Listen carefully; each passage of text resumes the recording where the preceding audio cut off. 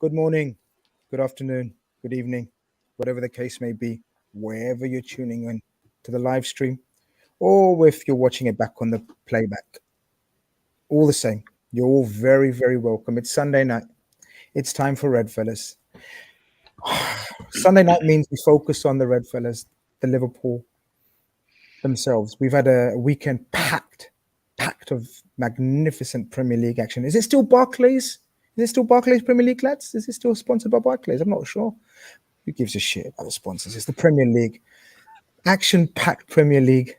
But it's time to focus on Liverpool. And it's a strange feeling because we haven't played yet. There's excitement. There's nervousness, maybe. There's optimism. There's so much to talk about, basically. And I've got quite the panel to talk to me about it. I'm not going to introduce them one by one because I've realized it takes too much time up. So you see all the faces. They're all there. Everyone's there. All the big dogs are here. Well, they're not so regular, Dan, because obviously cricket season takes precedence over football. But I think he let slip that he played in a final or was about to reach the final. Was it the final, Dan, or was it reaching the final? Yeah, we had a finals day recently, which didn't quite go to plan, if I'm going to be brutally honest. Yeah. But we got beat in the semi-final. Got beat by the better team, quite frankly. One lad in particular was brutal, and I mean brutal. Don't want to talk about my bowling figures that day, so we'll move on from that. But I do have another final coming up, so it's all good. Well, listen, it's the name of the game. Reaching finals, just like Liverpool Football Club, it shows you're at a level, you're operating at a level that all the rest basically would want to be at. When you're reaching a final, the mentality of some people is weird and strange. Like Liverpool had so close to being the perfect season, yet we'll get into it, or maybe we won't. Steve, we're fed up of that narrative, aren't we? We don't want to get into all that, how can we improve and how can we have fallen behind when we were so close to perfection? But nearly quite the perfect weekend for us, I guess. Action-packed, brilliant effort from Leeds, smashing Chelsea to bits. Arsenal keep winning, and then we had the magnificent game today where Newcastle nearly struck. Well, I guess Leeds already struck the biggest shock of the weekend, but Man City versus Newcastle was quite the game. Yeah, it was good for us this weekend. Some really good results. Kind of played our way back into things without even playing. So I think by the time we finish tonight, I think we'll all be in agreement that tomorrow night's massive, and we're all really looking forward to it. Yeah, we are. Conroy, I was telling you before we get into sort of the tonight kind of, or this weekend kind of whet the appetite, didn't it? I think as a fan base, or maybe I'm just going to speak for myself. I always just speak for myself. I needed a boost, kind of like, obviously we weren't going to play, so you look elsewhere for boosts. And I think watching Chelsea and Man City struggle to a certain degree certainly gave me the boost. How did you feel about it? No, definitely, Grizz. Just before I describe the events, I'm going to take note from, I think Dan's tweet earlier today might have been the best tweet I've seen for the past month. Was, I'm not going to say anything until we've played because I've made this mistake before. Aston Villa vibes when Man United got beat 6-1, that type of thing. But just to shout out to Dan, I thought it was a great tweet. And also I'm learning more about cricket following Dan as well. So, fair play from both sides. But wait, hold on. Me and Dan are going to work together at this. Who's the most famous Scottish cricketer? Conroy may know, may not know. Help me out here. I'm struggling here. You need to help me out because I don't know either. The most famous. There have been a few. There have been a few. There's a fella called Dougie Brown in the past. There's a Kyle Kurtzer who was a decent cricketer. There's been a few decent ones, but it's not renowned for cricket nor for the border. No. I think Dan's such a politician. Look at the way he said there's been a few and he could only name. There is a few cricket clubs. I'm not exaggerating. There is, but it's mainly used for a bit of cricket. But then people use it for football and then drinking. So it gets used. I think there is a few cricket clubs. But I think Dougie Brown I've heard of. The other fella, I think Dan just made it up probably. I wouldn't know. I wouldn't know. I'll come back. I'll come back next week with a list of cricketers as well. Yeah, of course, you're 100%. People probably in the chat going to start throwing names out there in a minute anyway. Yeah. By the way, there's 200 of you in here nearly. Like on your way in. We've got a jam-packed show, so much to get through.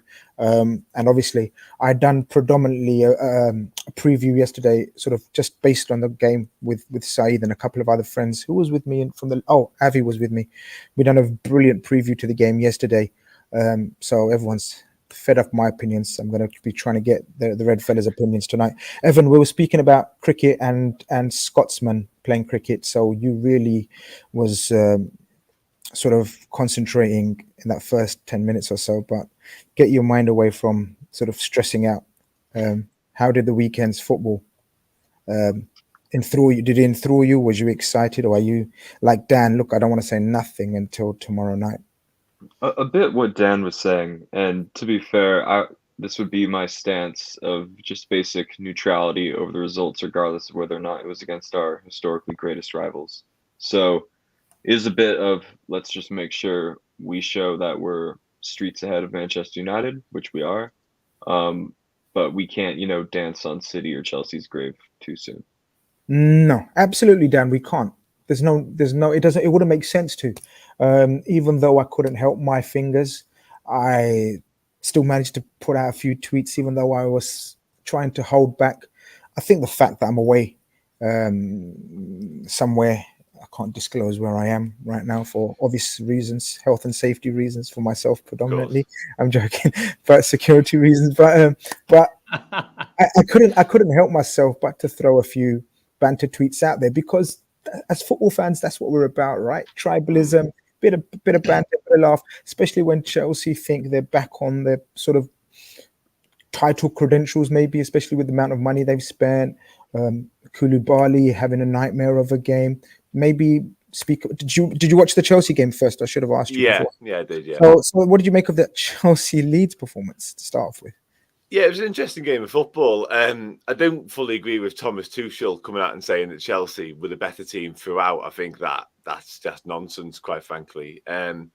Leeds more than held their own in that game and played some lovely stuff alongside it as well, and ran out deserved winners in the end. And I think you touched on the Koulibaly thing there. I mean, that's just nonsensical to me. To get yourself sent off when the game's gone as it is, just seems like a daft decision. And I seen Koulibaly actually had quite a difficult afternoon to watch, really. He was ran ragged quite a few times, I thought. So Chelsea, they haven't exactly got off to a lightning fast start, have they? I mean, I know they were the better team against Spurs, but obviously they end up drawing that game as well. So crept past, a beleaguered Everton side first game of the season. So they're not exactly flying. But yeah, today's result would definitely give us Liverpool fans, if anyone needed it, a little glimmer of hope. I'm not entirely sure I needed that just yet, but it has just opened that door slightly. And it's added a little bit of extra incentive to a Manchester United game, which definitely doesn't need that. No, it absolutely doesn't. Steve, that obviously was today, the day before. It seems like there's a resurgence in North London with the Spurs and the Arsenal getting off to, Arsenal a perfect start. And Spurs are like 7 points, aren't they? So, and looking fairly strong, I must add. Obviously, Wolves made it a bit difficult for them in that first half, but I think Spurs are showing quite the grit. Obviously, no one knows how long it's going to last, but so far, so good. And Arsenal, I mean, obviously, me and you spoke on the daily shows, and as they were doing their business every week, we were like, you can see that improving them. You can see that improving them. And lo and behold, it's kind of being proved right that there's definitely an improvement from the two North London clubs. Totally. And with Tottenham, obviously, you're quite right to reference they struggled in the first half against Wolves because they did. But what would be pleased if you're a Spurs fan is you can go in at half-time and have a conversation in the dressing room and change things. And that's 2 weeks in a row now where the initial game plan hasn't worked. And they've tweaked something and they've had a conversation. They've come out and found a sort of real-time solution, which is for a Spurs fan, that's a positive, because that's not something you've always been able to say about Spurs. So yeah, they'd be happy with how they've started. Arsenal are absolutely living their best life at the moment, aren't they? So they're flying. I will say this: as good as Arsenal were, you have to sort of prefix that or suffix that with how poor Bournemouth were, to be fair. I thought they were defensively really, really poor in organisation-wise. It was interesting to listen to Scott Parker speak before the game, and they set up their whole game plan to try to use intensity to stifle Arsenal. And that will work to a degree, but Arsenal have got some good ball players. Odegaard's a good player. I don't need to go through the names. We all know them. Arsenal are flying. Europe will be interested when Europe gets added to the mix for Arsenal. I think that you'll find that 2 games, 3 games a week sometimes might stretch their squad. But, I sat in many streams last season where Arsenal fans were baying for Arteta's blood. And, fair play to Arsenal for resisting listening to the calls from the fans, because he's onto something there. Clearly got something going there. How good it becomes and how far into the project he can get and how close to Liverpool and City he'll get, well, that remains to be seen. But that project right now, at this point in the season, this early point in the season, looks $1 million better than it did this time last year. And just shows if you have a bit of faith in your manager and you back him in the right times and the right places with the right amount of money, Arsenal are genuine top 3, 4 contenders for me. Absolutely. So, ironically, they're the ones we're looking up at the moment, aren't we? Thinking, okay, we need to get ourselves back on the road, because that's who we've got to close the gap on. I don't see it lasting. I think the top 2 will be the top 2 it's been for a number of years now. But if you're, like you say, Grizz, if you're from the north end of London at the moment, you'd be enjoying the football season. Absolutely. Red Label kind of... Sorry, Grizz. A kind of Red Label kind of echoes most of our thoughts, but we'll see where Arsenal are when they start playing the top 6, I guess. But, fair play to them so far, so good. Conroy, sorry. Yeah, no, I was just going to say, do you know the thing is, I think the documentary's probably been good for Arteta, to be honest. I think I think I've seen some people give him more respect because of the way he acts. There's obviously some tongue-in-cheek moments like with the light bulb and that, but in general, I think it's helped. I think having a former Manchester City staff member, assistant coach, has helped get players like Jesus and Zinchenko because they trust what he's trying to build. I think that's helped as well. I think Jesus probably will be the signing of the season. I think he's been told, you're the main man of my team, you'll start every week, and you can see he's got the confidence there. He's great for Man City, but at times you could see he's not starting every game because that's what City do. But see, the thing is, someone summed it up for me. This sums it up absolutely. Actually, Arsenal, the team, they're not the problem for jumping the gun. They won't jump the gun, but the fans have already got their T-shirts with Champions 22-23 already printed, and that's the problem. I was going to say they shouldn't jump the gun, but that's what Arsenal fans will do already, and this is sometimes the detriment. This is what happens, and then when it does fall down, they go so high, there's no balance, and I think that's maybe, I saw someone say that, it's not actually the team, it's the fans that causes, not the issues, but kind of create this animosity around it. So be interesting to see. I think they will get top 4 off 3 games, but that could change in a month's time. But I think the way Jesus just operates with that system, obviously last year they had Lacazette, Aubameyang, who Arteta got criticism for letting go. I wouldn't. The guy's in nonsense for the dressing room, not having any respect, constantly being late, and he's meant to be a captain. I think if he didn't let him go, that would say more about Arteta than anything else if he wants to be taken seriously. But I do think that having a striker who can press like Jesus does impressively, I think it's going to be a good season for them. On the thing about Spurs, though, what I would say is I thought Wolves were brilliant first half yesterday. I thought they were very unlucky not to be 1-0 up. I wouldn't just say Tottenham were poor. I thought Wolves were really good. And I actually think Spurs will take confidence because they need to start playing better, because that's 2 games in a row and they've not really been at it. So I would be more confident if I'm them, because I think Conte will start getting them playing better. But it's going to be interesting. But either way, I think there's going to be a shock either way with those 2 teams, and it's going to be exciting. 100%. And I guess the main event of today, Evan, was obviously Man City. All eyes on so many names for this game: the Oil Derby, El Clasico, call it what you want. Quite the atmosphere from where it looked.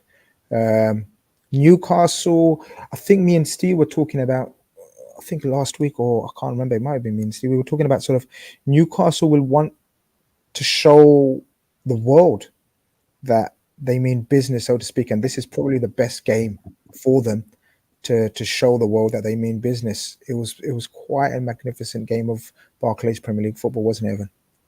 Yeah, and City, despite being thoroughly made over. You know, I mean, they've let some pretty substantial contributors leave, not only this summer but in seasons past.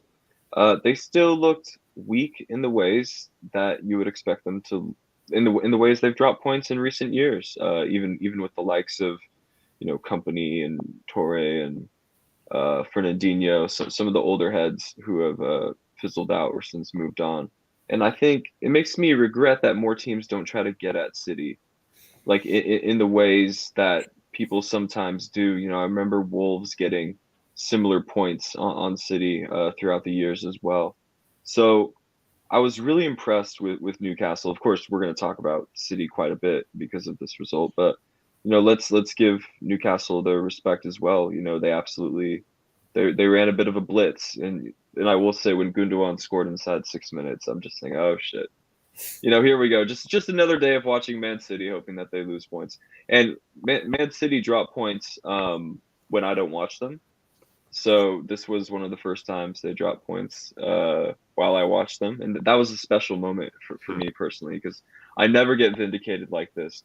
But it is sort of the standard way you would expect them to drop points. They had nearly twice as many passes as Newcastle, more than twice the amount of possession. They had more shots on target. But Newcastle were sound and organized, and they look more like a team that's building a foundation rather than a team that's desperately trying to plug holes in the market to stay up. So you have to credit the coaching, you have to credit the recruitment, you have to credit the players. And I'm really happy for my guy, Miguel Almiron, and not just because he's coming from the MLS and I want MLS exports to do well. I honestly don't care about the MLS, but I just think he's a bit of a disrespected player, as he was disrespected by you, Grizz, in the latest episode of Draft Day. I wouldn't go as far as saying disrespected. I kind of just auctioned him off, I believe, in the sort of the rules. The rules stated that I could have auctioned him off or rouletted him off, and I think that's what I'd done. So there's quite a cheap shot at trying to dig me out. But guys, there's 300 of you in here, and there's only 71 likes. So it's obviously Evan's digging me out, and that's why you haven't liked the stream. Can you guys like the stream just for Dinesh, who's come out with the stats? I told you someone's going to come out with it. He says Mike Dinesh was before my time. He was a Scottish cricketer who went on to play for England, and he means Gavin Hamilton. And that's I know Gavin Hamilton. Yeah. Personally. No, not personally, no, but I know who he is. Yeah. Right, okay. Gavin Hamilton's a Scottish cricketer. Good to know. Yeah. Educating for our cricketer on the pod, Dan Clubb. But Dan, Man City, we've spoken about sort of squads, and a lot of people speak about the state of the Liverpool squad and have we strengthened and are we stronger this season. Man City had a couple of injuries. So Diaz starts on the bench, Ake starts, but picks up an injury in the 20th minute, which means Diaz has to come on. Kyle Walker doesn't look like the Kyle Walker that we've accustomed to. He's not the bombarding, lambasting Kyle Walker up and down the flank. And Jack Grealish has picked up another strain as well, which meant if you look at their subs bench, barring Mahrez, it wasn't the most strongest bench. And even though they took that lead, Newcastle for the 30 minutes up to half time gave them a pretty much a torrid time. And as I think Conroy says, it's amazing when teams actually have a go at them. But you can't just have a go at them gung-ho. You do need massive support from your fans, and you've got to have some good players. And Newcastle most certainly have that combination. You can see it, can't you? Yeah, and you've got to have a game plan as well. I tweeted something similar while I was watching the game. It was just nice to see a side want to engage with Man City, because I think too often sides are just passive. And if you let Man City dictate the ball and get into their rhythm, they're just going to pick you apart. You can't keep them out for 90 minutes. It's pretty much impossible. So I honestly will always believe that the best way to get anything off them is by attempting to play them. And you can't go toe-for-toe because, like I say, man for man, they've got better players than most teams in the country. But you have to have something. You have to have an outlet. And it's interesting. I think Evan mentions Wolves there. It might have been Conroy. I apologise whoever it was, but Adama Traore was such a weapon against Man City, and we've seen it today with Sam Maximin. Like just having that route out and that somebody to get you out and to get you running at the opposition, or at Kyle Walker in this case, because Kyle Walker was all over the place. It wasn't a good day for defensively sound right backs when Trent gets all the stick, because Reece James in the Chelsea match was terrible as well, quite frankly. So, yeah, it was nice to see Newcastle have a real go at City, because it's always interesting to see how they react, because it's often not in a positive manner. And they want to turn up and they want to have 90% possession and have a comfortable afternoon, which is what it looked like when Gundogan scored. So for Newcastle to kind of rally and get back into it was really pleasing, because it showed that the cracks that have been there with City do still exist. And you're right to sort of highlight the bench and the squad, because, yeah, they were missing Grealish today, who did slag off Almiron himself, didn't he, last season, which was an interesting subplot to it all. Yeah, it was Evan. It was Grealish that really disrespected Almiron. Yes, that's true. Yeah, Grizz Khan has the only change they made today was Diaz for the injured Nathan Ake. And you got 5 subs at your disposal there. You know, you mentioned Mahrez on the bench. You also had Julian Alvarez on the bench, who did well, I think, in the opening day game. So we had a couple of options. You got Calvin Phillips sat there. He cost 50-odd million on the bench. Defensive midfielder, granted.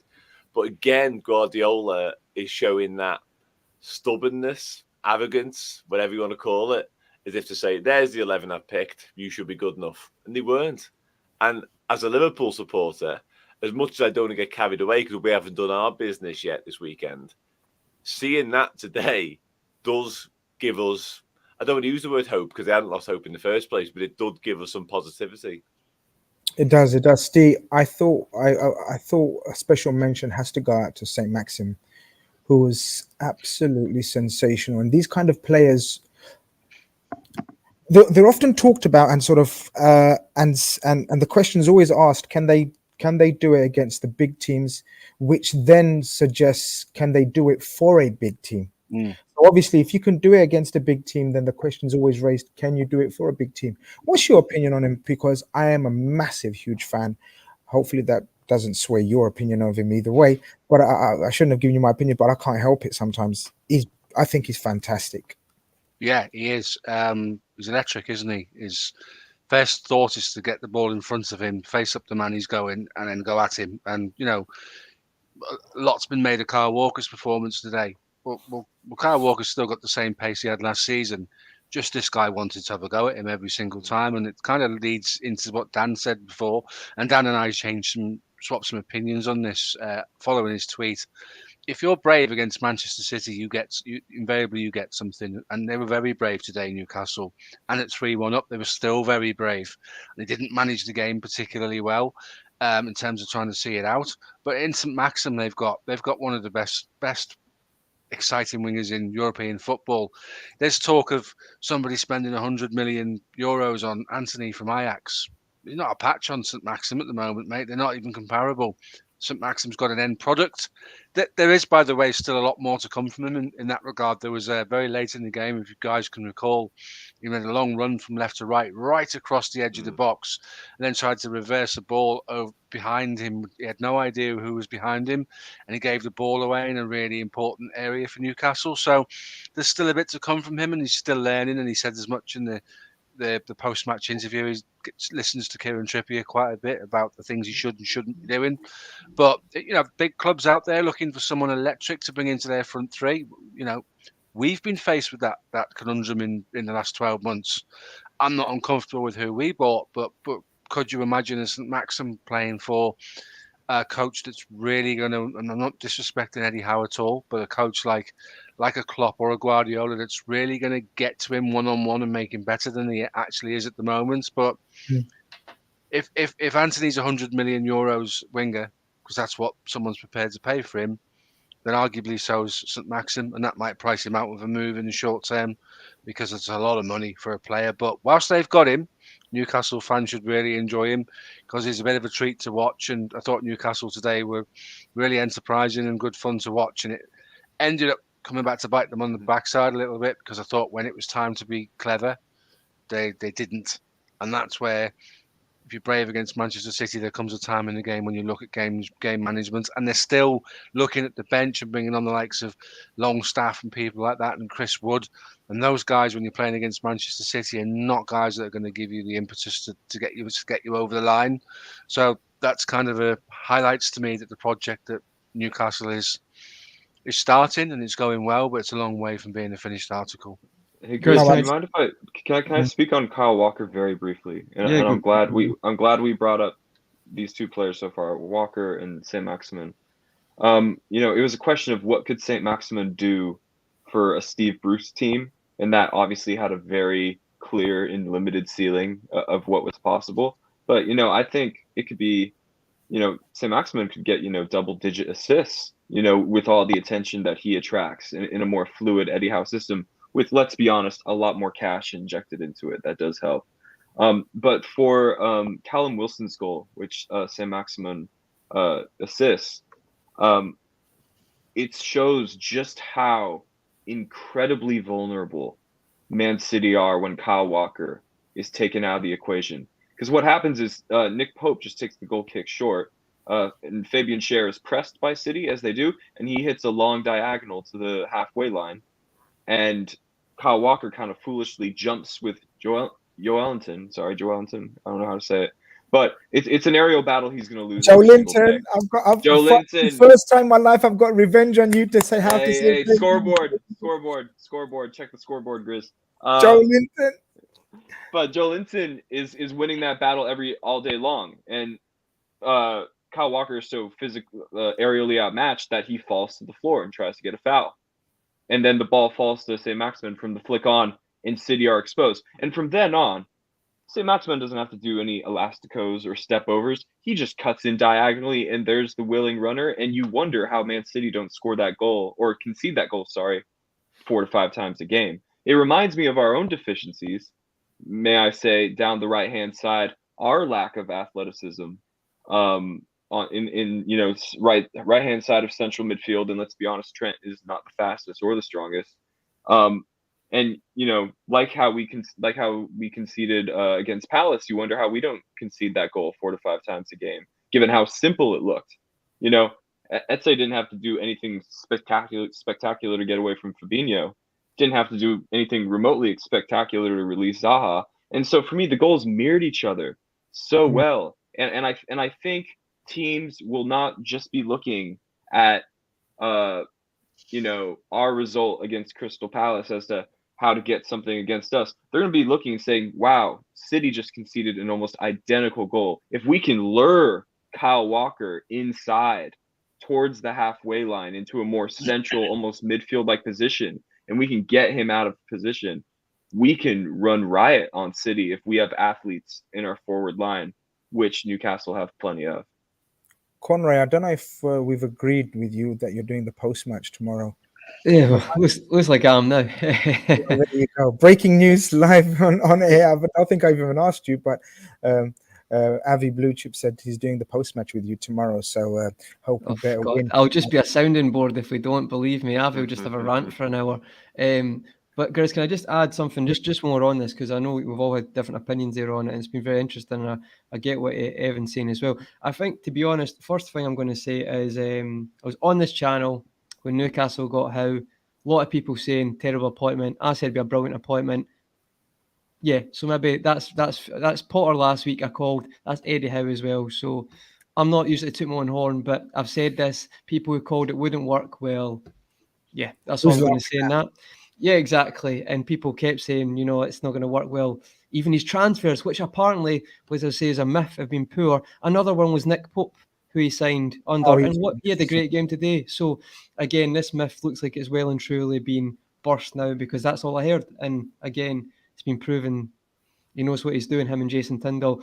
I'd say the confidence in their playing passing is another thing. Evan, you say from that goal, but that's because Schär plays a diag, I think, for that one as well. That wasn't happening before Eddie Howe got there and Jason Tindall. The confidence of that team. Joelinton, maybe the most improved player ever in the Premier League. Worst player of the year, got player of the season last year. Who puts him at DM? Eddie Howe and Jason Tindall. Who saw that coming? No one. So let's give Eddie Howe more credit, because I really think he does not get near enough credit.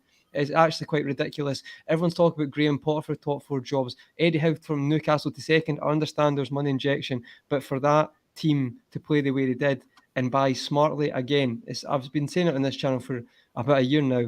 It doesn't get spoke about enough. It's outstanding work. But I thought today, if you want to beat City as well, you need to have some spells of possession as well. Like you have to be, I'm not saying you'd be as good, but there's like a 5-minute spell where Newcastle are at 95% possession or something like that. Obviously, you can't maintain that for the full game, but you have to be competent to do that because it can't just be backs to the wall for the full game. And I think just the last point is, I listened to an interview last week about why Man City beat West Ham so successfully, because the previous season it was 2-2, and what they did is they put the fullbacks into midfield quite a lot. But today, Howe and Newcastle, they kind of played against it. They let St. Max stay out wide, and that kind of played against them. I think City, I'll have to look into more detail. It's like they tried to do the same thing they've done at West Ham, but obviously Newcastle had studied that and how West Ham's approach didn't work that well, and they've kind of went the opposite of that. But I have to say, I thought San Maximin was outstanding today.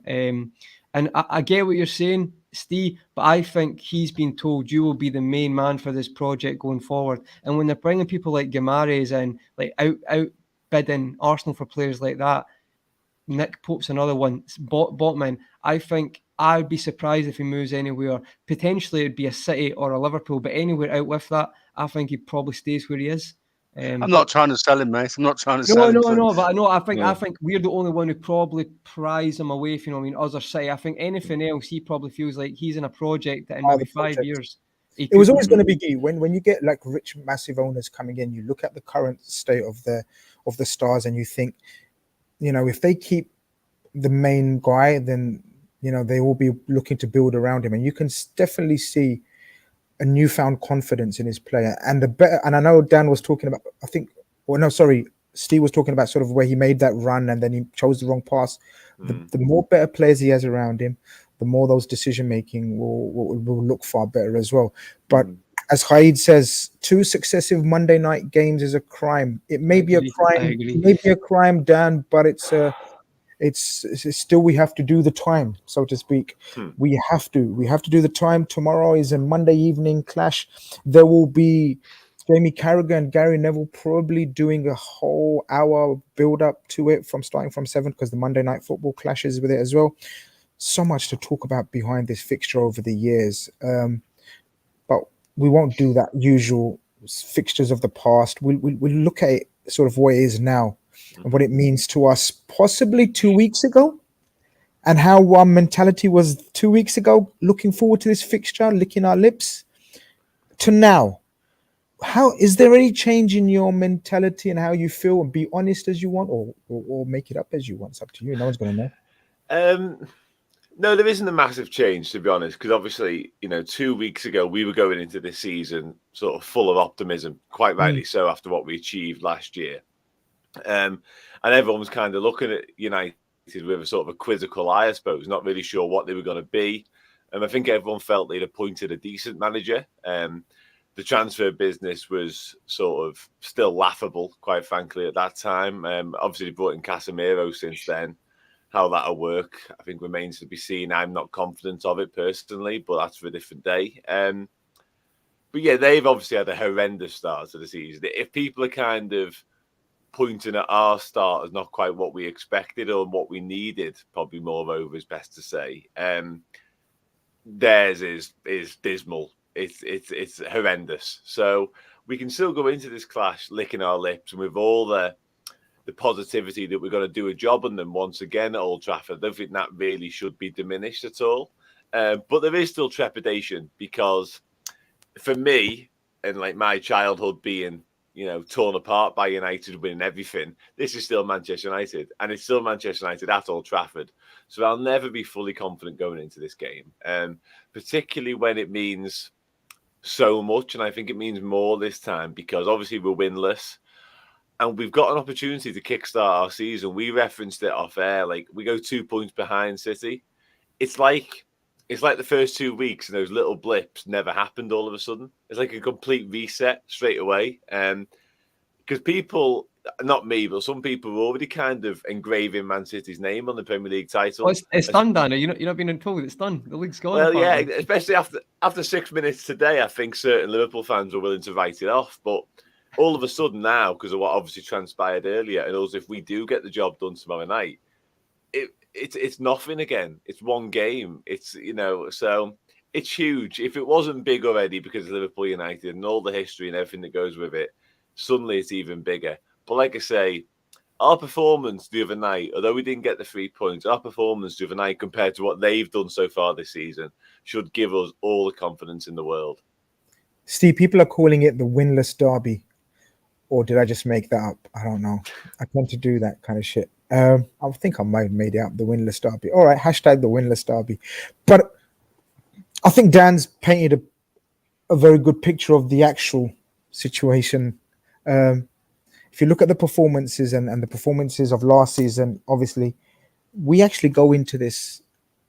They go into this 4 defeats in a row, coming from last season. We actually go into this, and I spoke about it last week on the RedFellas, where we were 29 undefeated. We are now 30 games unbeaten domestically. That's the league and the cups, domestic cups. But tomorrow for you, is it a must-win, Steve?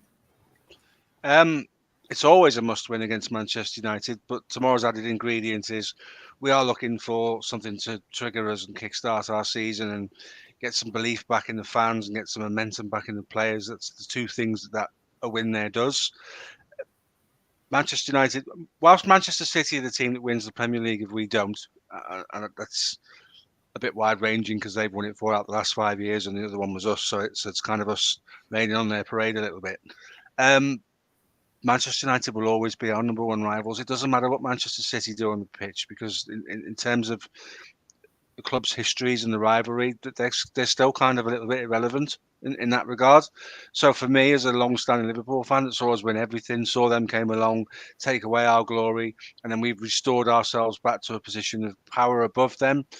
It is a must-win game. It's a must-win game for the fans. We need to get some belief back in the fans. We all sit and watch the things that are written in social media in disbelief. We all look at the overreactions. So it's two things. Let's get the fans back on board with a resounding win at Old Trafford, and looking at the way Manchester United are playing at the moment, and looking at the fact that they're trying to develop a brand of football in the first 3 games of the season that isn't working. We absolutely turn up with any quality. I'm confident we get a result, and what that will do, because it's the old foe, because it's the old rival, it will lift everybody in the club and it will lift the players.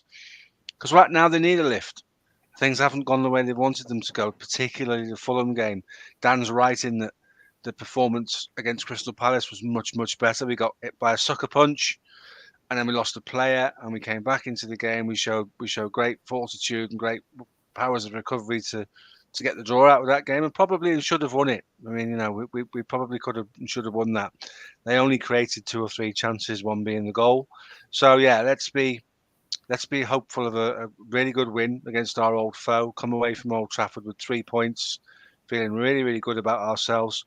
So absolutely, this is a must-win game for the club and for the spectators, for the fans. Conrad, do you feel the same?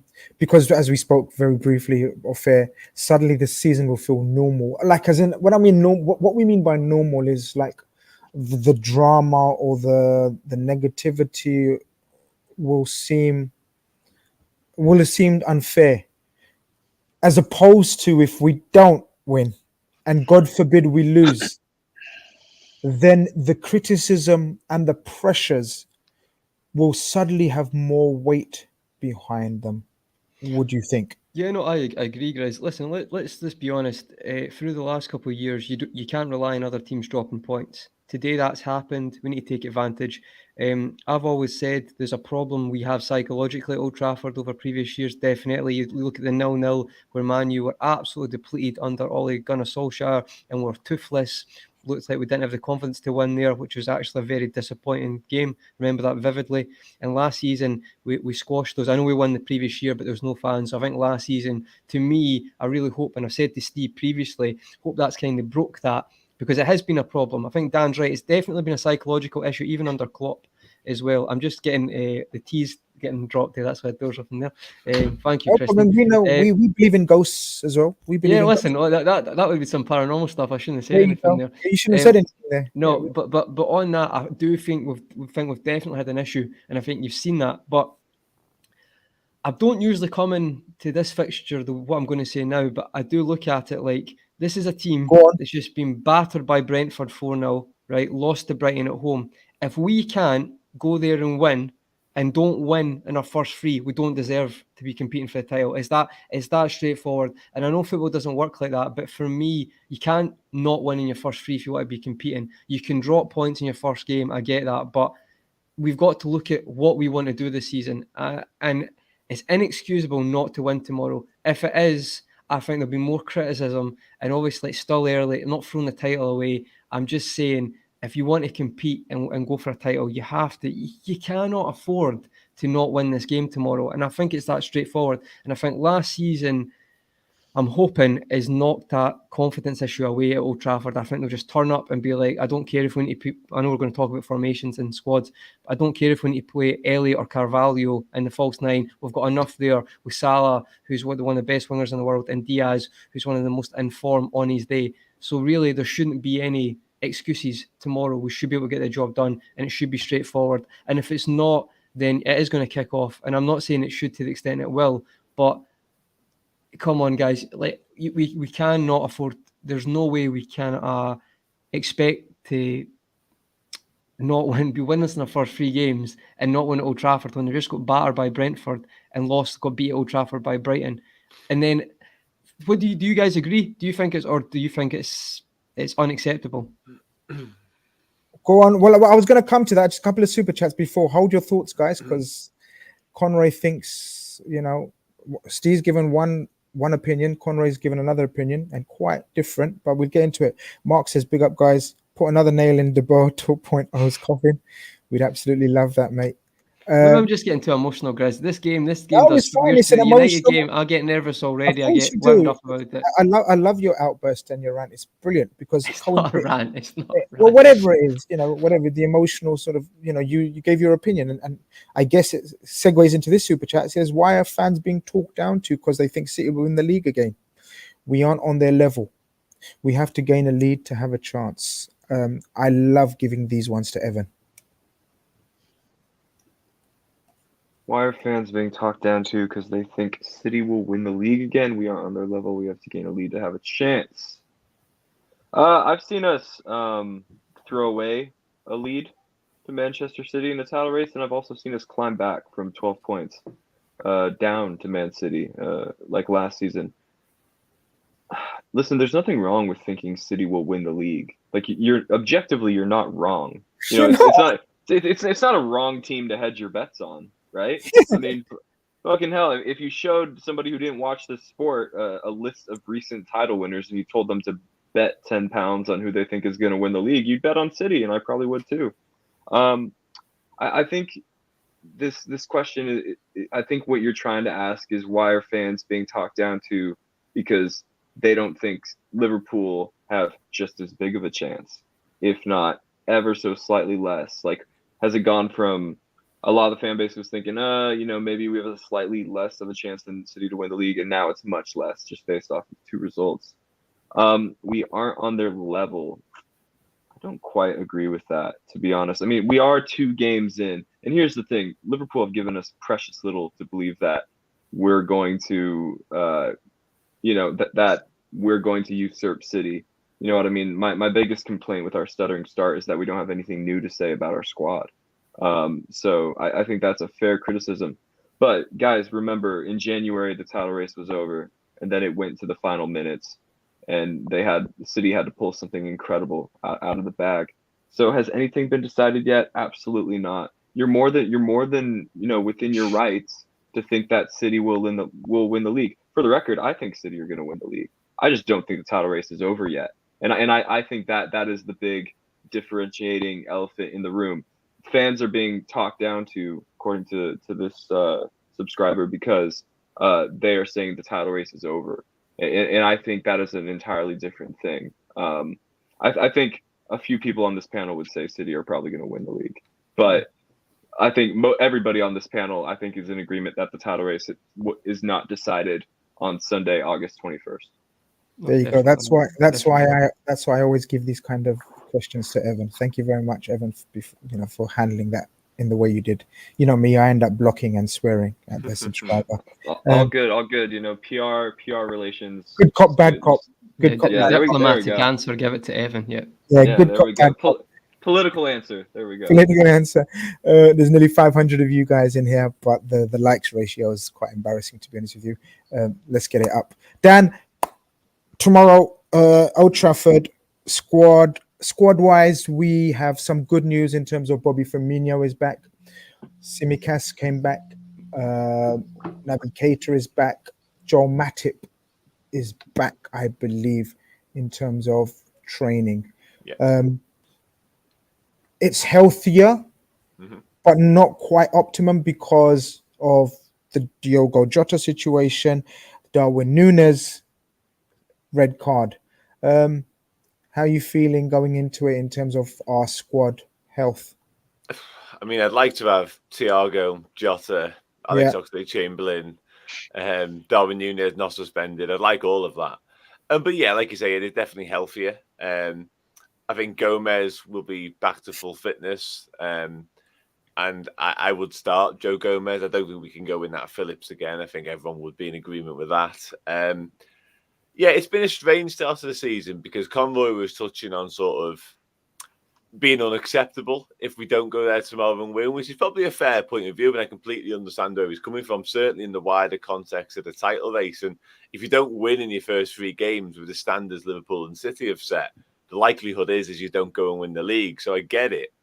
But when you really dig down into sort of what Liverpool have faced already this season in terms of the injuries we've had, it's ludicrous, really. Like the absences we've had so far is just not right, quite frankly. But like I say, moving on to tomorrow, it does look slightly better. So, yeah, I think the Keita one is obviously the biggest conundrum for many reasons, which I know you want to talk about in a moment. But for me, I know I've seen a report earlier saying a lot will depend sort of on his role tomorrow with his future, which is a really interesting standpoint because if your whole future at a football club depends on whether you start one game of football or not, then something's not right, is it? Let's be honest. So, yeah, for me, that's the biggest one. But again, I think someone mentioned Elliot or Carvalho in the false 9. It's Bobby Firmino tomorrow. Yeah, absolutely. It's good you mentioned Bobby Firmino. Rax TV says, Evan, please correct Grizz once and for all. It's Firmino, not Firmino or Firmino. Sorry, lads. It's when people say Fabinho when they're talking about Firmino or Firmino when they're talking about Fabinho. Have you heard that? Yeah. So the general rule of thumb here is with Brazilians, if it's the HO, it creates the yo sound. So Fabinho. So if Fabinho was spelled without the H, it would just be Fabinho. But since Firmino is spelled without the H, that's why we don't say Firmino or Firmino. But then again, I'm in no position to correct Grizz today. Every day's a lesson with you, Evan. Honestly, that's. Well, I didn't want to give a fucking lesson because Grizz already corrected me today. I feel like a fucking hypocrite trying to tell him what to do. Sure, many. But it doesn't matter because he's not a Liverpool player. Call him whatever you want, Grizz. Thanks, pal. I shall continue to do that. Steve, going into the sort of the lineups from our point of view, I guess there is a couple of dilemmas, selection headaches, or call them whatever you want. Privileges, one may say, selection privileges. What do you think? How do you think we go into it tomorrow? I guess we start off with the back 4. Pretty much picks itself. Does. The bodies that are available does pick itself. I think the thing with Liverpool in now in this season and in recent weeks has always been what we do in the midfield. It'll be no different what we do in the midfield tomorrow. I think bodies available and who's fit. I know Matip, as you pointed out, Matip's back training, but my understanding is quite a lot of that's been done alone because he's not ready for selection yet. So the obvious candidate is Joe Gomez, isn't it, to come into that back 4 because we looked so much better when he came on against Palace than we did when he wasn't on the pitch. That extra speed and that ability to recover is not something that Nat Phillips has got. And listen, not knocking Nat Phillips for 1 second. He's a better footballer than I ever was, and he's played for Liverpool than I didn't. But in terms of where we want to get to and what we need to achieve and the personnel we need to have on the pitch, Nat Phillips is not your go-to. But each and every one of us has had a conversation before about, when we had Van Dijk and Gomez side by side for months when we were winning trophies, he didn't put a foot wrong. So I go into that thinking about the defence tomorrow with every confidence. For me, if we'd been another week away and Tsimikas had trained for another week, I might have been tempted to play Tsimikas instead of Robertson, because I think Robertson needs a break. I don't think he's in particularly great form at the moment. And I've said before, I think that Tsimikas, in his own mind, is at the club to take that shirt off Robertson. And I think that's pretty cool that we've got two really good left backs that both happy with the roles they've got. But I think Tsimikas can see himself owning that shirt at some point in the future. And Robertson's played an awful lot of football, hasn't he? He played in every game last season. So these guys need a rest from time to time. And I don't think Robertson's been at his usual high standards, certainly in the opening 2 games of the season. So the back four, mate, you're quite right. The back four picks itself. I don't think there's anything we can do other than the glaringly obvious. But because Tsimikas has only just come back from injury, I see it being the usual suspects in the full-back roles as well. Yeah, I think that's fair. I think that's a fair assessment on the Robertson and Tsimikas scenario. Huge opportunity for Joe Gomez. I know we discussed it last week, and then he misses Palace, which was absolute typical of his sort of time at Liverpool, I guess. But he did look good, Conroy, and I guess I think we're all in agreement with the back four. I'm not biting my lips, by the way. I know the chat are going to say that. I said that last week about I would maybe start Tsimikas as well. So just so people think I was writing down my squad, not how I'm going to get back at Steve. I did look at you when he mentioned it. I looked straight at you. Why do people keep doing this? Like, I've called out Robin quite recently. I said it last. I said huge prejudice. I did say that. So just so Steve's probably thinking like I have to be careful there. No, Steve, honestly, I'll DM you at the end, mate. I'll DM you at the end, mate. No, I agree. I think if he wasn't out, but I don't think he's going to put him in just because it's United away and he's just got back. I actually think Tsimikas could probably rise to the game, but it's maybe just a bit too soon. But sorry, Grizz, just wanted to. No, that's all right. Oliver says the back four, the entire 11 picks itself. Conroy, I think the biggest debate is centered around Liverpool's midfield this season. Every game, pre-season, start of the season, every game, every post-match, every pre-match, it's all about the midfield. Who plays at the 6? Fabinho's out of form. Henderson is finished at the club. Milner, why are we relying on? Elliott seems to be the wonder kid. Ox is never fit. Naby now has added to the talking points centered around the Liverpool midfield by speaking not directly but indirectly to the German media that know his agency very well. And when Florian Petterberg says something about one of the German-based players or that agency, it's usually spot on because they're very close. Naby Keita, I tweeted it a few weeks ago as well, has been offered a new contract but has not agreed it, which suggests it's a bit of a sticky situation for Liverpool and Klopp because of the midfield situation that we have in terms of numbers, in terms of reliability and durability, in terms of how much time is left now for the transfer window shutting, and in terms of available options if we were supposed to let him go if he doesn't want to stay. Where do you sit with the Naby Keita situation now that it's come to light and fruition that he's unhappy? He doesn't, from what I understand as well, he's not happy. He doesn't want to leave Liverpool. He's very happy at Liverpool. He wants to stay at Liverpool, but he's unhappy with the situation. So you mean in relation to tomorrow's game or just in general? No, in general, because like Steve said, or I think Dan said, tomorrow doesn't dictate whether he stays or goes. That's just adding to the media hype.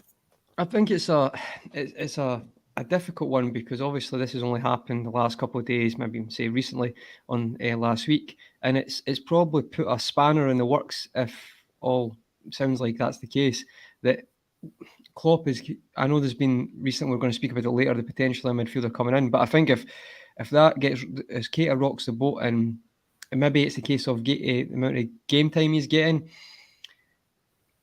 I don't know, I don't think you can choose your decisions on a player making it difficult in the changing room. And you know what Klopp's like, he likes that harmony in the changing room. I'm not saying Keita is going to, be like that in a sense to a certain degree, but I feel like he likes there to be harmony. And I actually think if that is the case, we'll see obviously in the next couple of days, maybe end of the week, then I think that may have to push our hand even more to get a midfielder, which will probably please a lot of people, but then you might be looking at 2 instead of 1. But let's be honest, at this rate, would be happy just to get 1. But if Keita goes, if he causes a bit of friction in the change rooms, I think that might be the case. But you see from the sources you've spoke to, Grizz, how much would we believe that? Do you think it's an absolute guarantee that there's been a lot going on there, or do you think it's maybe just a light, it's been discussed, it's maybe not been an issue? That's what I wanted to check with you, Grizz. I believe it will be resolved. I think it's very much a power play. And I was having a conversation, argument, stroke debate, stroke shouting, slanging match in Twitter, as it ends up in, with people. And I said, most high profile contract renewals, and we've discussed this before, guys, are played out through media these days. We forget Salah this situation you spoke about a lot. You mentioned we'll forget Salah, for example. Let's not forget our very own Jordan Henderson.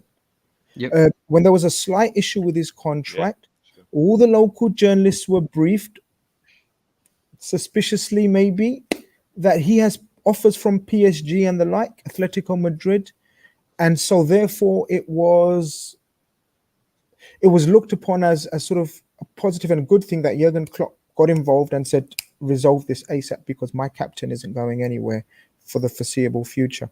So look, it happens to every club. Every club has to deal with players and agents going through whatever means they can get through to, and whoever can have a pivotal play in negotiations, they do so.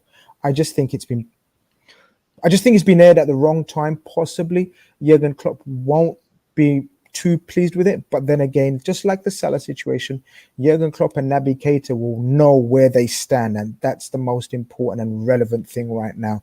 And I think for me and personally, I don't think there's any chance that we get rid of Naby Keita. I just think he feels a bit, and I want to come to Evan with this next segment. He feels maybe that he hasn't got the complete trust of Jurgen Klopp. Evan, is that a fair accusation to have at Jurgen Klopp levied at him? Because as we all know, when push comes to shove, like it did in the Champions League final, for example, Naby Keita is often the guy that is left out, and it's usually Thiago, Fabinho, and Henderson. I know people are going to throw at me he's played in loads of big games, and I accept that, and I agree with that. But do you understand, or do you see the picture from Naby Keita's side? Have you got any sympathy with him? I absolutely see the picture from Keita's side because the numbers don't disagree with Naby Keita. You know, for all of his injury woes during his time at Liverpool, Keita is coming off of his most available season for Liverpool in terms of injury issues. And yet, despite his uncharacteristically good availability last season, out of the 4 most senior options, Henderson, Fabinho, and Thiago, he played by some distance the least amount of minutes last season. He averaged 23.1 90s in all competitions and accounted for 36.4% of the total minutes played in Liverpool's midfield. Fabinho and Henderson are above him by almost 20 90s and 30% more in terms of minutes played. And even Thiago, for all of his injury woes last season, had 26.5 90s and 46.1% of all midfield minutes played across all competitions. So here's, Keita's a guy who's obviously benefited from our recent additions to the medical team in terms of the recovery coach that was brought in. And, we could see that with Matip as well, who was generally more available than usual last season. So Keita's, put his head down. He's, been a good professional when he's not selected for big games, and Henderson is given the nod above him. And for all of that, he's still not quite trusted by Jurgen Klopp. Henderson. Let's be honest. Klopp is picking Henderson over Keita because Thiago and Fabinho are shoe-ins. So let's just be honest about that.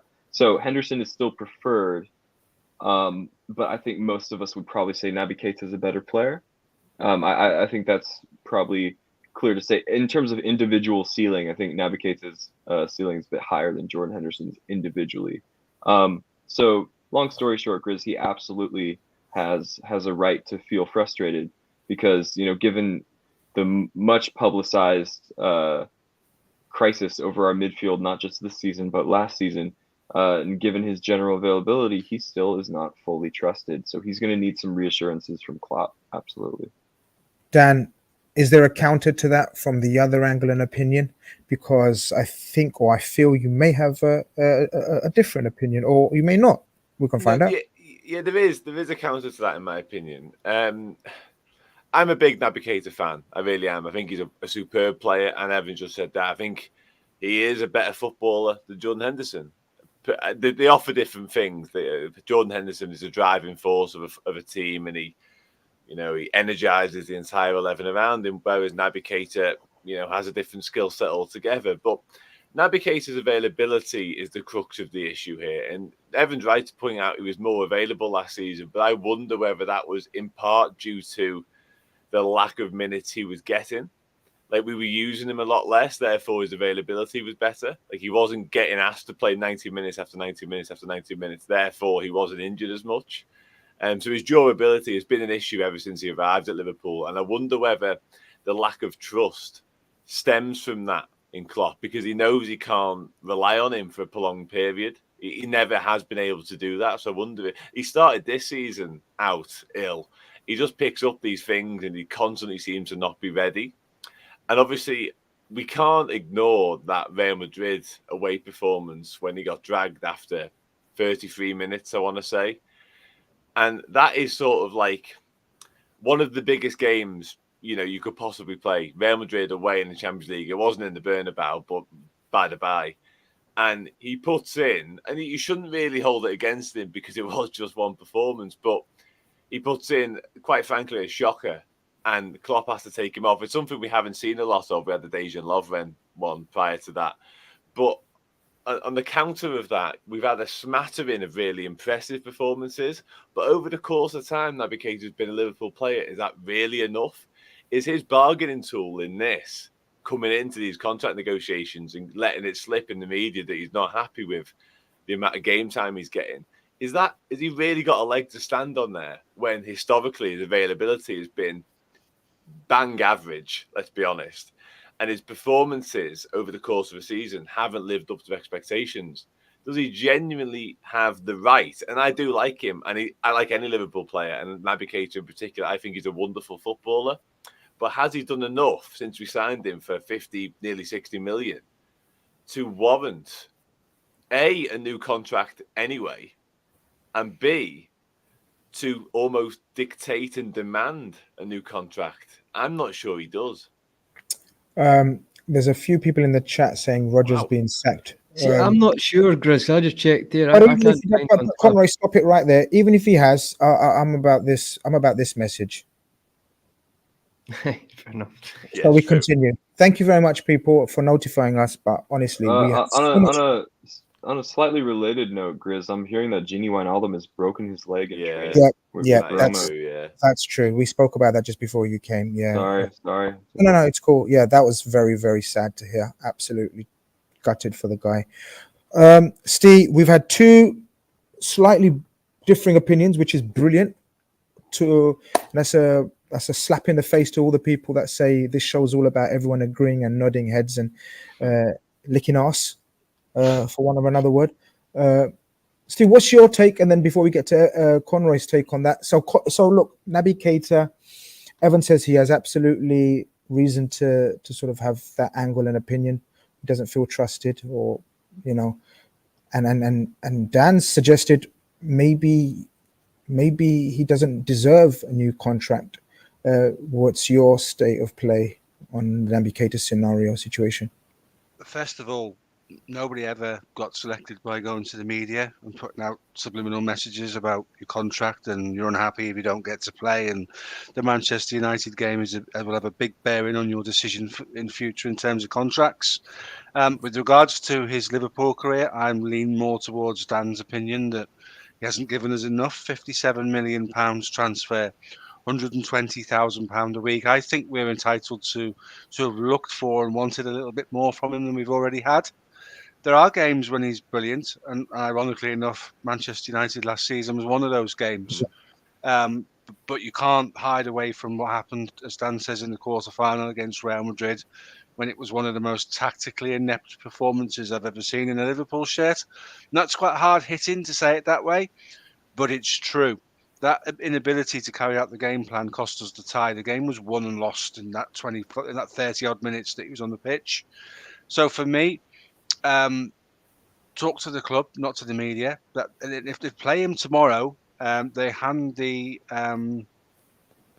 initiative to him in terms of how he conducts himself for his new contract, and that going to media outlets is a really bad idea to try to do that. So, but by proxy of that alone, if I was Jurgen Klopp tomorrow, Naby Keita doesn't play, because Naby Keita and his agent should not be talking to German media about his contract renewals and what not playing against Manchester United means. He is a talented footballer. We know that. But the Naby Keita that we all watched in the Bundesliga and we're going, he's on loan for a season, we can't wait to get him. That Naby Keita cannot function in the Premier League because the Premier League's a completely different game of football. You don't get the time and the space that he had for Leipzig. And he's had to adapt and change his game. He's physically a bit bigger now. He's been in the gym and he's worked hard on that. But his availability is poor, isn't it? It's not what we would want from a centre midfielder. It's an area of where things are contested the most, where the 50-50s take place. In football today, you can still tackle in the midfield, but you struggle to tackle anywhere else on the pitch because you give away penalties, free kicks, and so on and so forth. But that's a combative area in the pitch, and it just doesn't give enough for me. So I'm, as I say, I lead towards the Dan situation, depending on what happens next summer with recruits and who comes in. And what is interesting is there's now a hole in Real Madrid's midfield. So if we're going to do something on Bellingham, let's get that agreement signed sooner rather than later, because I read the other day that he was a guest of honour in Zinedine Zidane's box at the Champions League final, which is a worry. No, that's not true. I can state that's not true. Glad it's not true. He was there on behalf of Adidas, so that's not true. Okay, well, that's good news then. But the Keita thing is an issue. Right now, if I had to make a decision, if you told me to go one way or the other, I wouldn't be offering him increased terms to have a new contract. So you would let him go on a free then in the summer? I would probably give him an extension on the same terms he's got now, another year with the club's option to protect the investment, because we've all spoken about this before. It's a lot of money to let walk away from the club. If you sell him, you still get 20 to 30 million for him in the right environment, to the right seller, to the right buyer, should I say. If you allow him to walk away, it's £57 million over 6 years plus the salary. What have you got to show for it? It doesn't make great business sense to do that. But you can't have a player dictating what he wants to do in the media. You just can't have that. Conroy, the fourth opinion.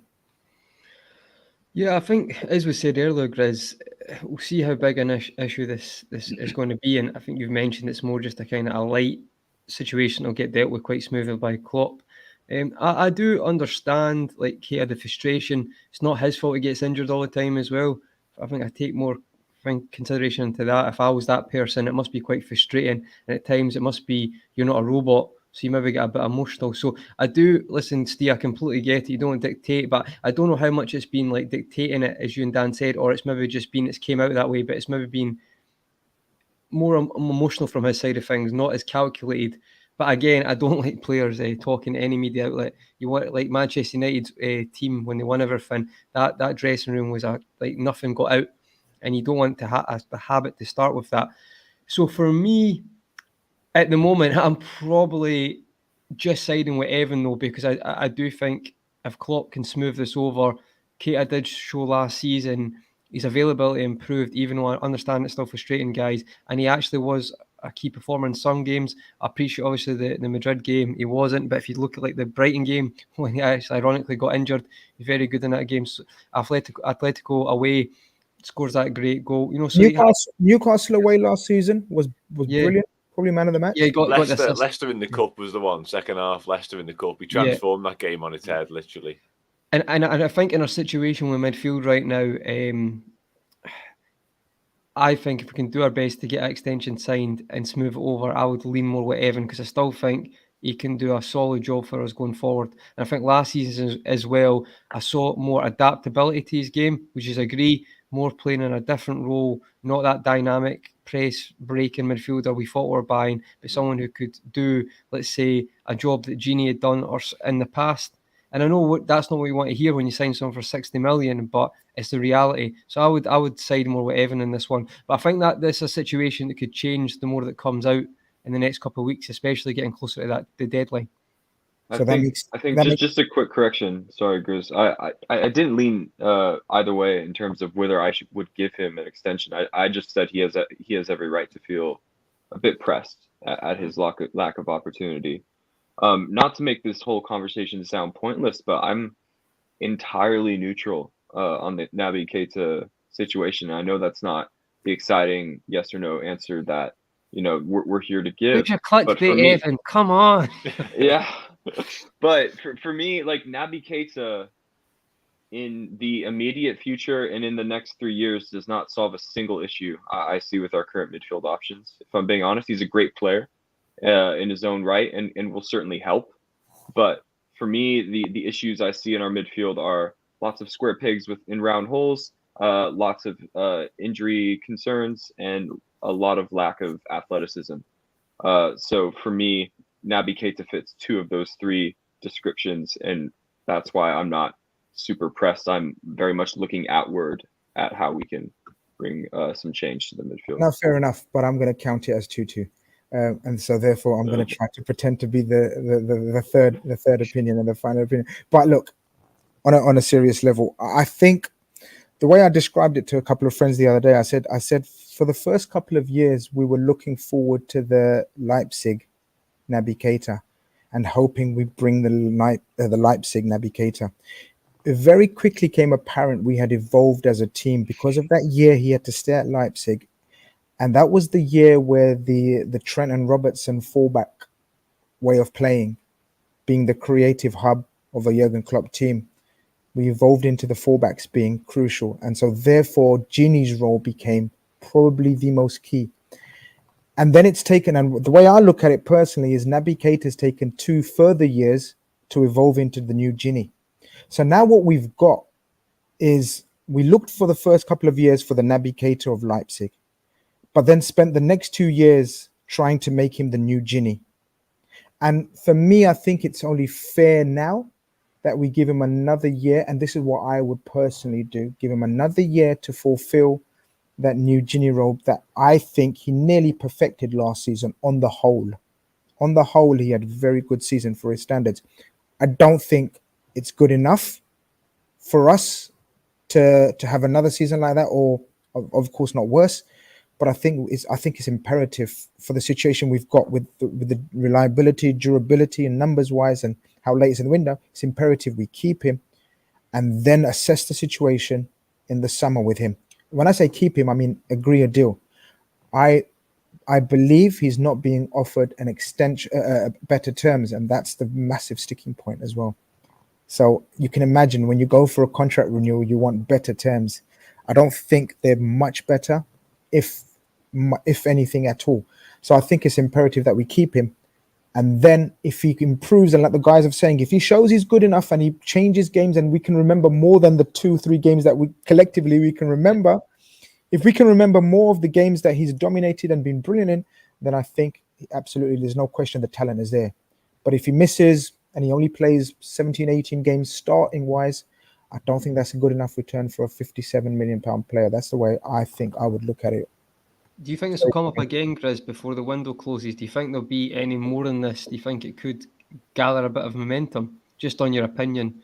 No, I don't think it will come out anymore. I think hopefully,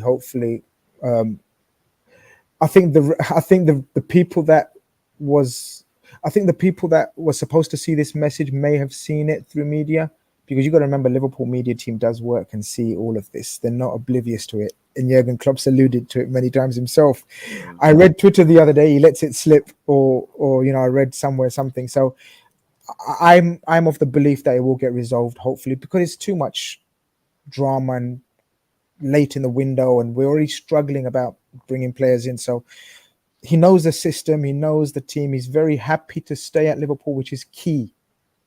It's different from the Sadio Mane scenario, where Sadio Mane wanted to go, and therefore he was let go.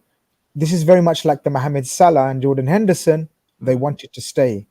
So I'm hoping that fact, or my opinion, that kind of helps the situation. Are we all suggesting after that Naby Keita is dropped tomorrow, or what? Is he starting? What have we got with the midfield? Who wants to go with the midfield? Anyway. Ironically, I would actually start him. Because I think with Dan. because it's better for balance. And I know Steve wouldn't. I can see this game is in isolation from the contract situation, in my opinion. I would actually start him for balance. I would be Fabinho, Keita on the left, and Henderson on the right of the midfield. Okay. Won't go then one by one. The rest of you, the midfield. I'll go Fabinho in the 6, Keita in left side of central midfield. I'm doing Harvey Elliott on the right side of central midfield. I mean, Elliott was the standout player. There's absolutely he's been our best midfielder over the last 2 games. There's no doubt about it. He's actually started like he started the first 4 games of last season. Do you remember, guys? Love it. Conroy, Steve. The only other one who's actually been up, not as good, but still been positive, would be James Milner. And that's actually, I'm not saying he's going to start, but I just thought I'd give him a shout out. We shouldn't really be relying on a 36-year-old to, be behind Elliott as the most. He was brilliant last season there. Just putting out there, he was brilliant. Yeah, ran them ragged. But see, the thing is, that's what I was thinking about today, and I'm not sure actually. Right, so I'll go with this one. I think it will be Fabinho, but I'll be honest, there would be no criticism if Hendo starts in the 6 instead of Fabinho. But I just think because of the way it's Old Trafford, he'll probably start Fabinho there. But let's be honest, if he gets dropped, it wouldn't be a surprise, and Hendo can do good there. But I'll just say Fabinho in the 6. I think Elliott plays. I agree with Evan. I think he's been playing too well to be dropped there. And I think left side, I was going to say Keita. I've been thinking all day for the show if it should be Keita or Milner. And see, when I thought about the game last year and how well Milner played there, I'm going to say Milner. I'm going to change it. I think he'll play Milner on the left.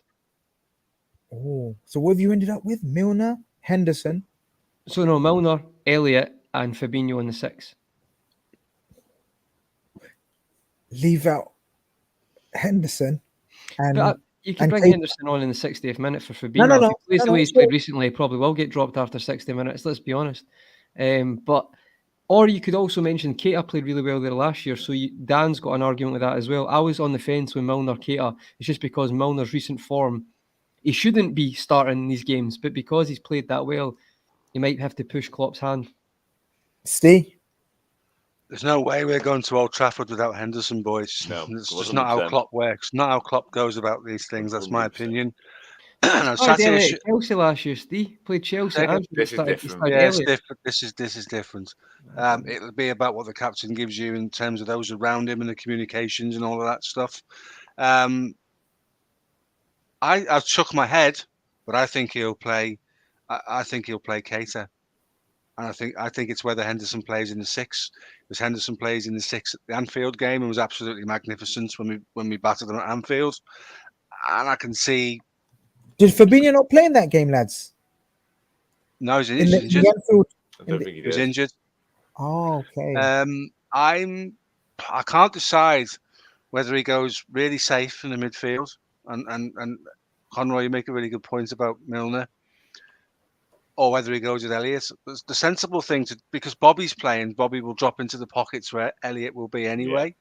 So I can actually see him having sort of Milner, Fabinho and Henderson because he likes to go safe to start with to make sure that And that's not really an You and exciting Dan took a midfield. sharp intake of breath at the same time. It's not an exciting midfield, but he likes that stability and he likes the safeness of it. Maybe he'll play Keita, Henderson, and Milner. I don't know. This is the thing. I said right at the top of the show, we could sit here every night of the week and talk about the midfield and get it wrong because we have no idea what he's thinking. But as much as I don't want Keita to play because of the way it's been handled, I think that's really bad. And all my time as a Liverpool fan, that's not how the club does things, and it's not how things should be dealt with. I still think there's an argument to say he should play because of what he offers. So I'm really caught out by this, guys. One thing I will say is we're not going to Old Trafford without Henderson. I'm convinced of that. And I think pretty much. Go on, Dan. So what's going on with Fabinho here? I haven't seen it. I have seen it in terms of like the Twitter sort of vitriol and fallout about his performances, but you guys seem to echo it. No. I'm not calling anyone I don't out. echo it, Dan. No, it's just me. Grizz does, yeah. Grizz definitely does. It's just me. Basically, I went on a little bit of a rant about Fabinho getting away with it and Henderson not, kind of thing. I think Fabinho has been. I don't think Fabinho has been good, barring a couple of games in the last few months. Even. Really? Okay. Yeah, I'd said, Dan, that a 6 is only as good as the guys left and right of him. Yeah. And I think he's had no help from those guys this season at all. But then at the same time, Stu, you're singing the praises of Henderson then, and he's by the side of him. I'm not singing the praises of him. I'm saying as Jurgen Klopp is and the way that he looks at Liverpool Football Club, I'm not saying I think Henderson should play there. I'd go with Harvey Elliott all day long on the right side of midfield. Yeah. I think this deserves for weeks. I think this deserves a poll. Harvey Elliott has been outstanding. Where's Henderson playing in yours, Steve? If Harvey Elliott's playing, where's Henderson's not playing on the left? No chance he's playing on the left. Henderson's not playing the 6. Because you're going to there is a he's done it before. He did really well against Man United and Manchester United. I agree 100%. Manchester United's midfield at the moment is so poor. You can pick who you like in there because they're dreadful. I hope Fabinho plays tomorrow and absolutely puts in a barnstorming performance like he has done in the past against Man. We all remember the tackle Fabinho done and the chip pass to Sadio Mane where Mane smashes the volley in. I hope Fabinho puts in a performance that just shuts me up straight away. I'm just of the opinion, just me, and obviously Dan's like, whoa, where did this recently, Dan? No, I think he's been okay. I don't think he's been poor. I don't think we've been excellent as a team. Certainly, obviously, for the first 2 games of this season. And there's an argument to say right at the back end of last season, particularly the final. I don't think we've been superb. We've all sat here and said Harvey Elliott has been the standout performer. But we really couldn't pick many more. Luis Diaz had a good half an hour against Crystal Palace. Salah's form's dipped somewhat. We can't really sing the praises of the entire 11 right now. Therefore, I don't think Fabinho has been that poor. I think he's been just okay. And I don't understand why that suddenly means he shouldn't be playing.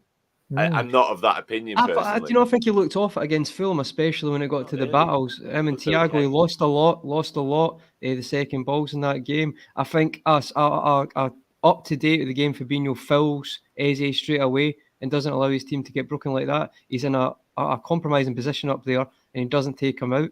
I think before 3 months ago, he was up there with Casemiro and Rodri. Now he's not, and a lot of people, that's kind of unanimous that he's not in the top 1 or 2 DMs in the world, which he was. So I think, maybe he is all right now, but he was one of the best DMs in the world 5 months ago. His standard. Yeah, but you could say that about Salah, couldn't you? You could say exactly what you just said there about his form. But Salah's always like a form in and out, but he always gets goals, so it's hard. I've only seen Salah play at a maximum 2-3 times, but he'll always contribute and get goals. That's just what he does. Could miss 3 sitters and he'll score in a game. But Fabinho's form's definitely dropped. But in the same token, you could say Fabinho always wins the ball back. Like, that's what his performances are based on. I don't think he has, though, because against Fulham, he looked off it. He looked off it against... He was good against City in the Charity Shield. I thought his decision-making against Palace wasn't great. So I think Rosa reversed this time, and Evan gets the vote on this one. Evan, I think it's 2-2 in the Fabinho stakes. How do you see his form? and he definitely starts tomorrow. I think we agree he probably starts tomorrow. But what do you mean? What do you think form wise? I think when you look at just the heat maps of how Fabinho played the sixth role from the years 2018 to early 2020, it's a bit different. He's responsible now in the post-Wijnaldum period for extremely large swaths of space in defensive transition, whereas before Wijnaldum was more often than not there to help him sweep up any danger in transition. So in this new look, in this new post-Wijnaldum midfield, the 2/8s are pressing up very high to make runs into the box to help Salah press opposing fullbacks to offer themselves in any way.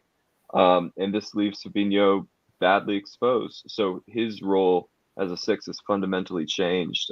He doesn't get any defensive support at all from the 2/8s alongside him, whereas before he had a physically robust and oftentimes not physically robust and always available Gini Wijnaldum.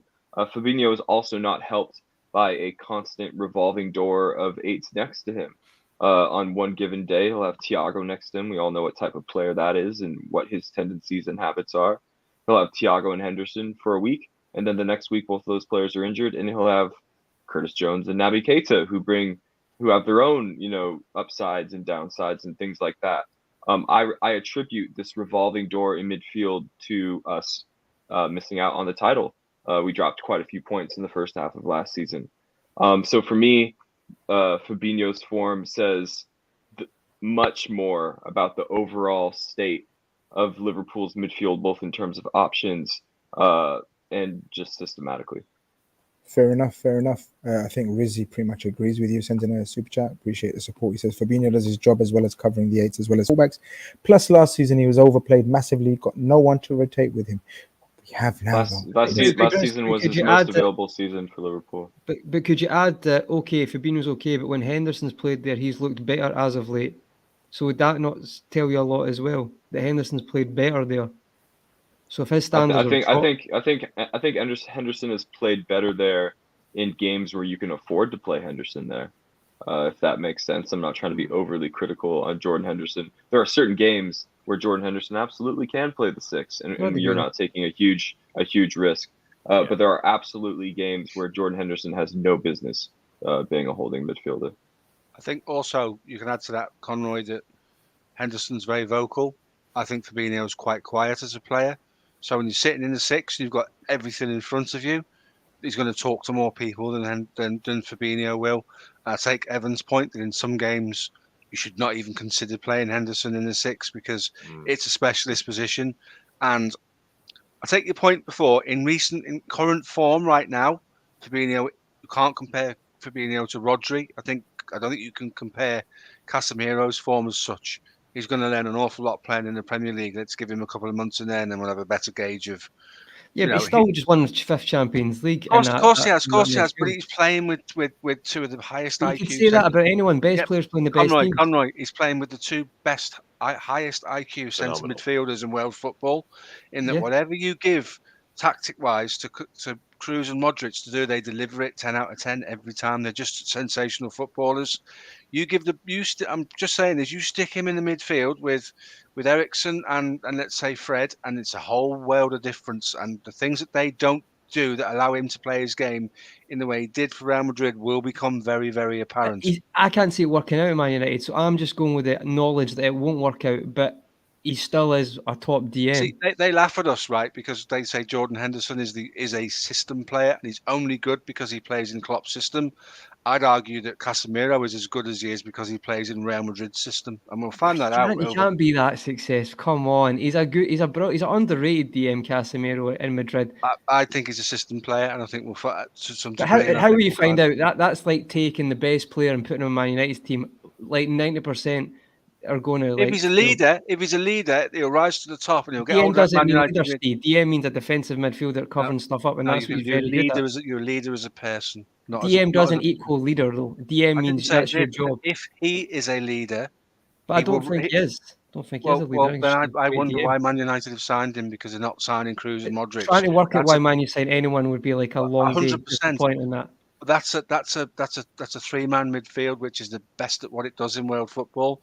And you're taking one of those out, and you're putting it in arguably the worst midfield in world football in terms of game plan, strategy, and delivering your roles. And you're asking him to knit that midfield together.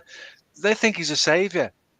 He's going to have a rude awakening when he plays in that delusion, midfield, mate. Steve. That's delusion. That's not me. That's what Man United fans think. No, I'm not like. I get what you're saying. I just think Casemiro's underrated. That's all I'm saying. I think he is a very good DM. But I would just on your point, Rodri, for example. Rodri is like the best right now. And I think what you're going to say, Steve, is like obviously Fabinho was compared to him about 6 months ago, and he's obviously form's dipped a bit. And yeah, do you know what it is? I think another thing that's got me, and I think Grizz mentioned it, and I kind of it raised some concerns. And maybe I'm worrying about something. Maybe he'll play back into form and play really well. But I've noticed now, and I don't know if they've done it on purpose, but Madrid gave Fabinho a lot of the ball in the final because they were confident he wasn't going to do anything like progressive with it and cut through their team. Again, Palace was like that at the game at Anfield. I don't know if you all feel that maybe be an issue going forward as well. That he definitely, in my mind, just thinking about it. I think that's a debate for another show. We're very over the time. I know you've put a good point there. I've mentioned that as well. But again, it's opinions. Look at this. There's 5 of us, and we pretty much had brilliant different opinions. You know, we ended up with talking about fucking Casemiro for United. Look at the way that ended. You know, I tried not to talk about Man United. I wanted to focus on Liverpool. But very, very quickly, guys, Man United. Evan, I'll start with you. Do we expect any differences in terms of how he's going to approach this game? Obviously, we're running out of time, so we've got to do this as quick as we can. In terms of game plan, does he hold back? Does he try to come at us? How does he play this from your point of view? No, we go through the throat. We go through Man United's throat, absolutely, because we have Joe Gomez back. His recovery pace will allow us to press higher and be more adventurous, take more risks than we otherwise would have against Crystal Palace with all the athletes they have. And I also think that we are more athletic than Man United in transition, specifically with our center backs and just our engine room. So I think we can outwork Man United, even if we do not show up to technically play our best football. Give us a prediction while I've got you then there. 2-0 Liverpool. Dan, how does Ten Hag try to approach this? Will we have too much? And then a prediction. I think Ten Hag will be quite pragmatic here. I think he has to be. I know, everything in the history would say Man United are at home. Man United have got to try and play football. It's Liverpool coming to town and so on and so forth. But having witnessed what he's witnessed over 180 minutes of football, he would be foolish to try and play any sort of positive football, quite frankly, certainly in the opening exchanges. Having said all that, with Evan, I believe we overpower them.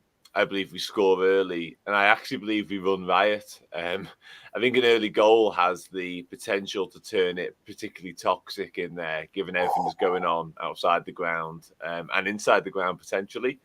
So I think we get that early goal, gives us a huge lift, and we do a number on them. What that number is, I'll say 4-0 Liverpool.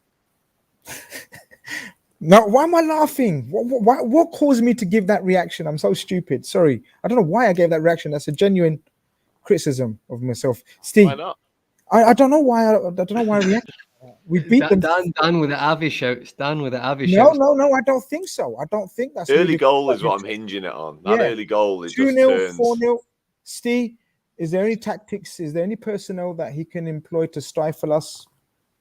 Obviously, we know the team that we're going to have. We didn't even discuss the front three because we know it's going to be Bobby, Diaz, and Salah. Prediction and sort of how Ten Hag would approach this.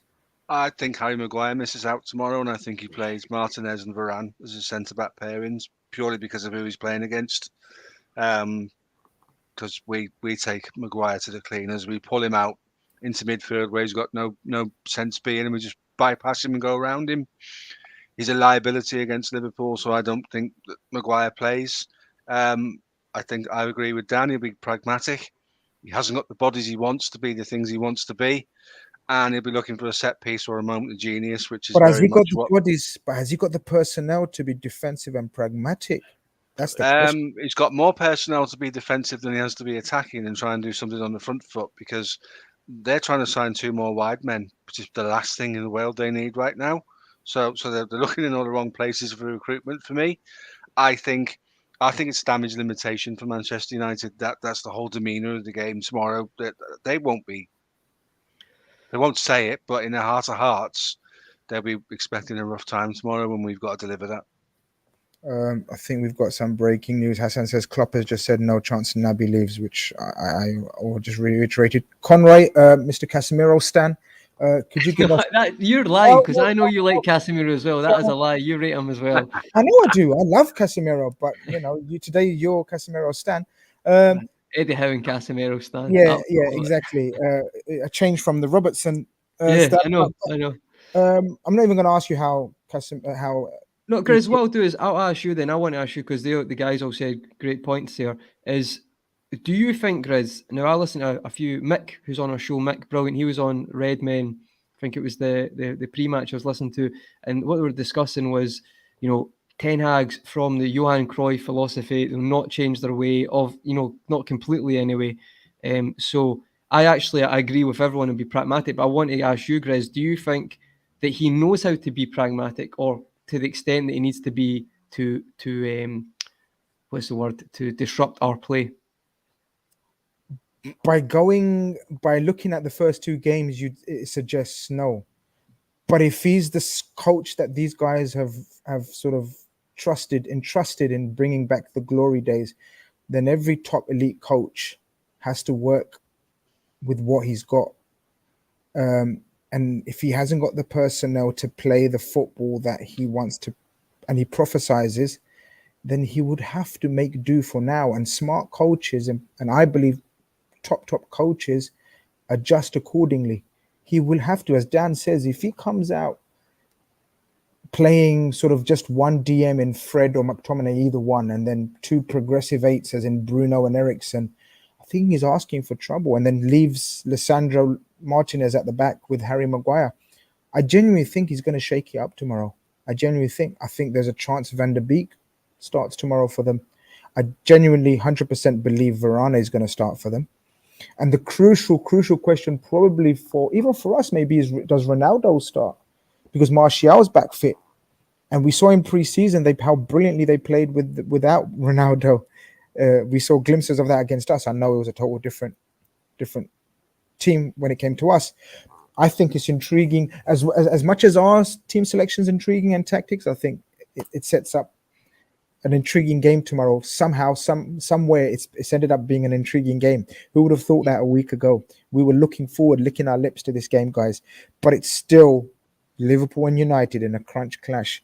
Thank you very much for your time, people in the chat. You've been wonderful, educational. Some of you abusive, some of you moaning, some of you glorifying. It is what it is. That's what the beauty of opinions and football is. No one's been too bad, so I haven't blocked anyone today, which is brilliant always. I'd like to thank Conroy, Steve, Evan, and Dan for your precious time. It's been a wonderful Sunday night debate chat. It just feels like we're together in a pub arguing and fighting. I thought any second Conroy's going to pour a drink over Steve's head, or any second Steve's going to pick up a chair. Does means we can actually debate stuff with each other. Means Steve, I'll text them after and be like, "Don't bother." It's brilliant. It's brilliant. But thank you very much, guys, for your time. We will be back tomorrow with a...